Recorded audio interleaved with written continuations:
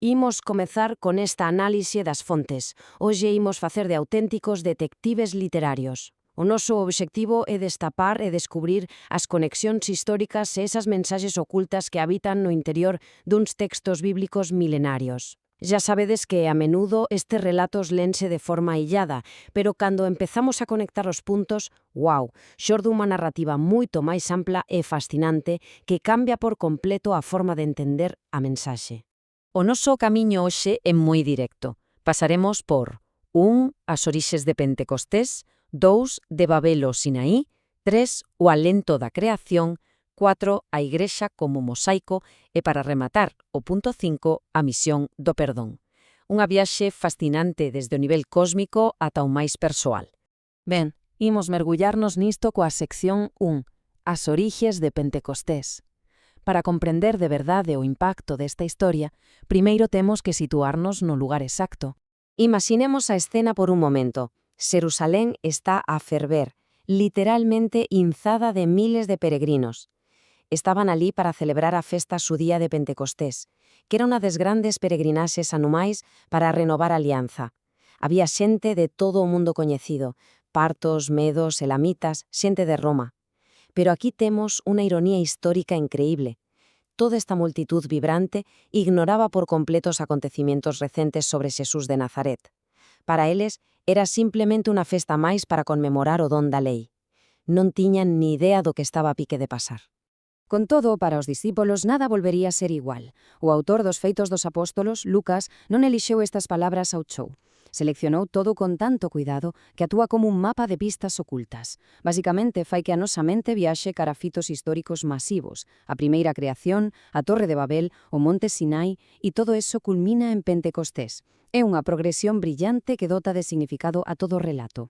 E isto lévame directo á sección 2, de Babel ao Sinai. Imos descodificar que significan realmente estas imaxes tan específicas. Imos fixarnos neste contraste tan revelador que ilustra como evolucionan os símbolos. Á esquerda temos o Monte Sinaí. Ali houbo tronos, lóstregos, lume, e a lei escribiuse sobre táboas de pedra ríxidas. Agora, á dereita, vemos Pentecostés. Volvemos ter ese vento impetuoso e linguas de lume, un paralelismo clarísimo. Pero a grande e revolucionaria diferenza é onde se inscribe a lei agora. Estamos ante un novo Sinaí. E en que consiste ese cambio? Pois resúmese á perfección nesta cita brutal do profeta Ezequiel. Sustitúese unha lei exterior, dura como a pedra, por unha lei interiorizada, escrita na propia carne, no corazón humano. Xa non é unha obriga estricta imposta dende fora, é un movemento cara a unha verdadeira liberdade interior. Outro gran contraste témolo coa famosa Torre de Babel. A meúdo pénsase que Babel foi un castigo divino, pero a realidade é que foi a resposta ante unha perigosa uniformidade forzada, fuxindo do pensamento único. Así que Pentecostés dalle a volta a isto maxistralmente. Non impoñe unha única forma de falar, nin elimina as linguas. Ao revés, celebra a unidade atopada precisamente dentro desa incrível diversidade lingüística. Cada persoa escoita mensaxe na súa propia lingua. Toda esta idea de renovación lévanos suavemente á sección 3, o alento da creación. Unha visión que atopamos nos antigos salmos e que ten moita poesía. Sabedes que o asombro humano non entende de fronteiras. Se limos o Salmo 104, vemos similitudes abrallantes co himno ao sol do faraón egipcio Akenatón, alá polo ano 1350 a.C. Ambas as dúas culturas compartían unha linguaxe de absoluta admiración polo universo. A beleza do mundo é, sen dúbida, unha experiencia universal.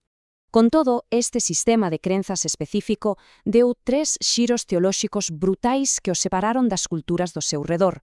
Primeiro, o sol e a lúa non son deuses, son só luminarias. Segundo, a creación é boa por naturaleza, rexeitando que o mal sexa obra divina. E terceiro, e o máis importante, a creación non é algo que pasou e rematou, é unha relación continua e viva que se renova constantemente. E vexamos como se construe isto. A primeira creación completouse en 7 días, pero os textos enmarcan a Pascua e o derramamento do Espírito non como un simple anexo, senón como o longamente agardado 8º día. Pensemos nisto, é o mencer dunha auténtica recreación da humanidade, un novo comezo a todos os niveis. E isto como afecta a xente na práctica? Pois entramos na sección 4, a Igrexa como mosaico. Un impacto sociolóxico tremendo segundo as cartas de Paulo. A mellor metáfora para entender esta nova comunidade non é unha pirámide onde uns mandan sobre outros. É un mosaico. Un mosaico precisa desas pequenas pezas, as teselas, que son de distintas cores e formas. Cada peza é diferente e, por eso mesmo, absolutamente vital. Se todas fosen idénticas, adeus a obra de arte. Isto no seu tempo foi unha auténtica bomba social. O mundo tradicional estaba profundamente partido por xerarquías inquebrantables, xudeus contra pagáns, escravos contra libres. Pero esta visión do mosaico esmagou iso por completo. Estableceu unha igualdade radical onde non existía o concepto de superioridade. Dunha soa aplumada, invalidou cualquiera xustificación para o racismo ou o clasismo. A mensaxe aquí é clarísima. As nosas diferenzas non son un defecto que haxa que esconder ou pulir. Para nada. A diversidade é un agasallo imprescindible. É o requisito básico para construir a verdadeira unidade. Unha unidade que non busca unha uniformidade aburrida, sino na enorme riqueza das diferenzas traballando xuntas. Despois desta revolución cósmica e social, chegamos á aplicación máis íntima na sección 5, a misión do perdón, a nosa responsabilidade persoal. Hai unha escena tremendamente profunda, onde se respira físicamente sobre os discípulos.